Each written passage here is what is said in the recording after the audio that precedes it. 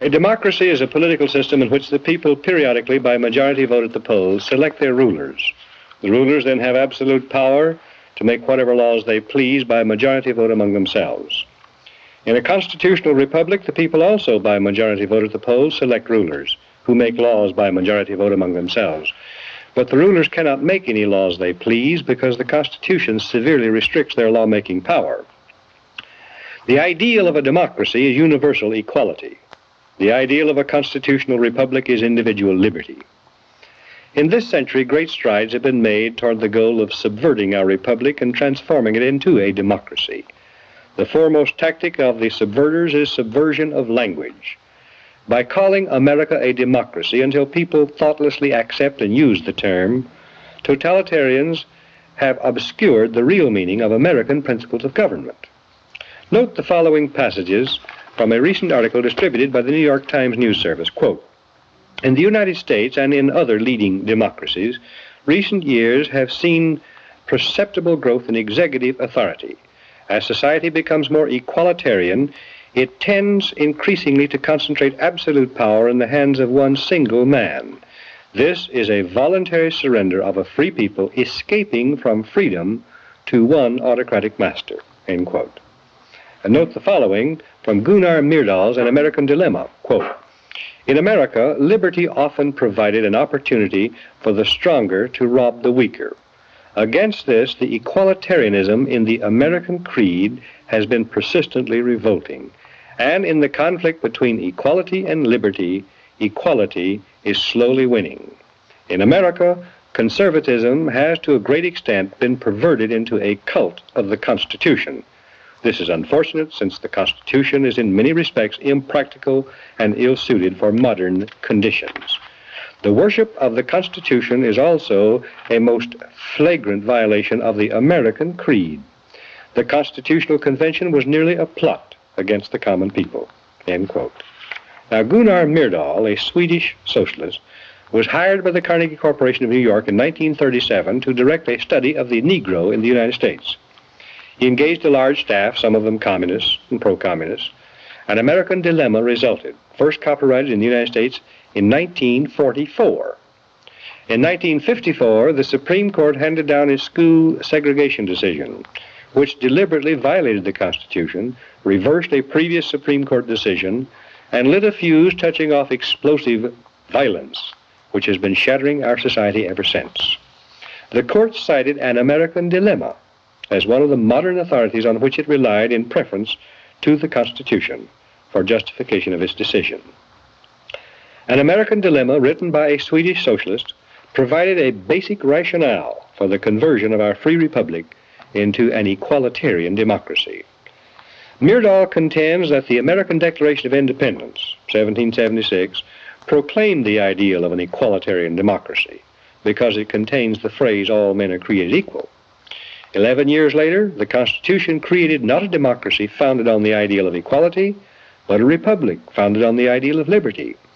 This is why Myrdal says the Constitutional Convention was nearly a plot against the common people.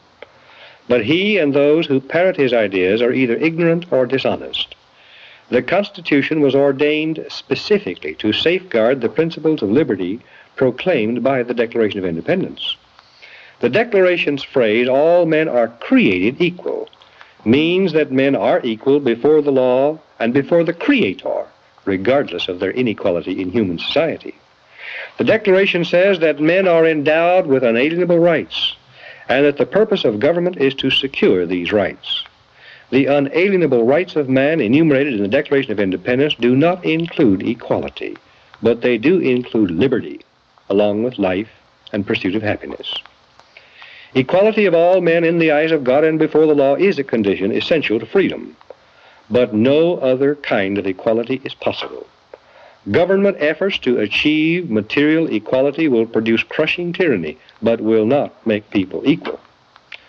The writers of the Constitution were anxious to safeguard liberty against dictatorship, monarchy they called it, but their chief anxiety was to protect the country against democracy. Edmund Randolph, delegate to the Constitutional Convention from Virginia, said the general object of the convention was to provide a cure for the follies and fury of democracy. Elbridge Gerry and Roger Sherman, delegates from Massachusetts and Connecticut, urged the Constitutional Convention to create a system to eliminate the evils that flow from the excess of democracy. Alexander Hamilton, delegate from New York, said, "We are now forming a Republican government. Real liberty is not found in democracy. If we incline too much to democracy, we shall soon shoot into a monarchy." John Adams, one of the giants of the American Revolutionary period, said, "Democracy will envy all, contend with all, endeavor to pull down all. And when by chance it happens to get the upper hand for a short time, democracy will be revengeful, bloody, and cruel."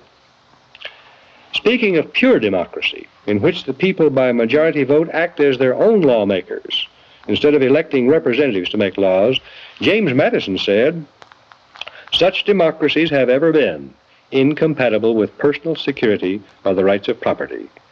A republic promises the cure for which we are seeking."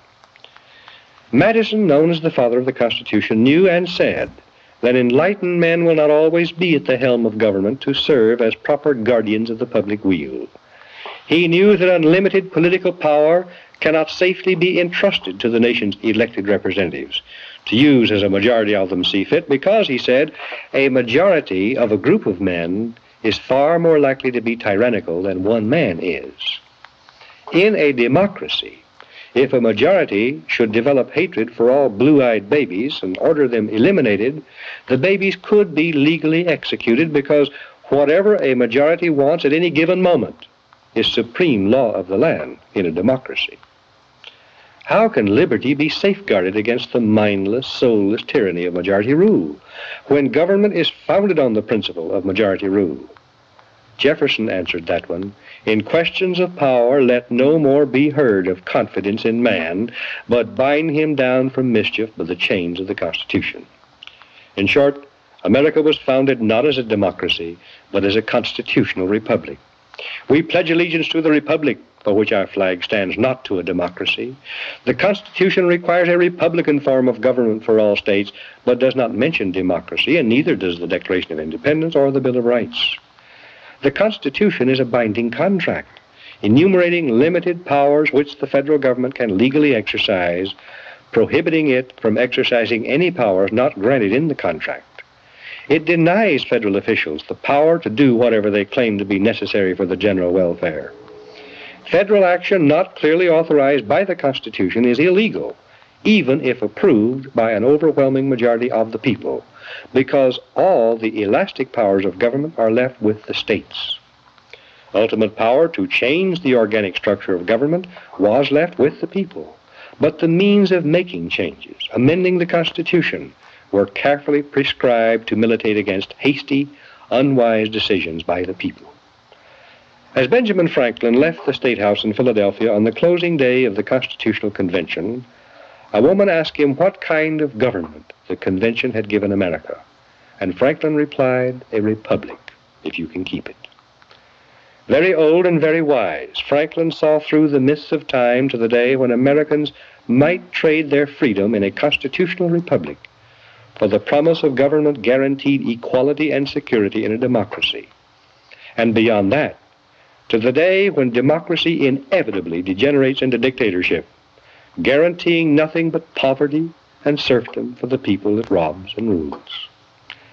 The American constitutional system, unique in history, enabled Americans to develop a backward continent into the most magnificent nation of all time. The system was designed to prevent both tyranny by government and reckless rebellion by the people.